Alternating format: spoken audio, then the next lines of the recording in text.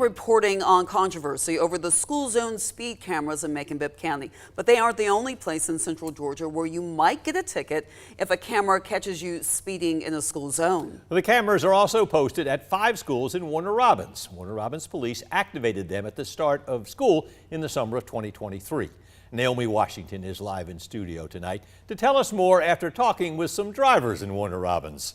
That's right. Today I met some drivers in Warner Robins who haven't been too happy when they see a speeding fine in their mailbox. But I also met people who want the cameras to stay around to keep kids safe. Here's what they had to say.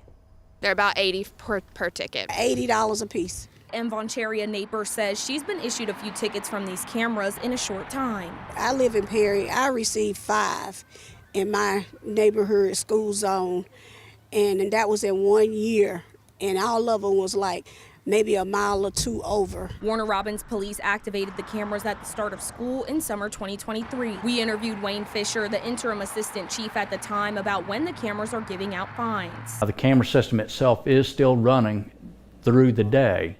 So after those times in between 9 to 1, the system will pick up violators, in which case more likely what people will be seeing is warnings being issued to them for speeding in the school zone during that time. Parent Stephanie Scott says she and other drivers are slowing down due to the cameras at Lakejoy Elementary and Primary School. I think it's a great thing, especially in this area because it is a very high traffic area. Scott, who is a mom of 4, says the speed cameras should stay around. And I believe that there's more pros to having these cameras, just again for the safety of children and for the hours. Definitely some cons are people getting tickets after hours when they're not supposed to be on, so I can definitely see that as well.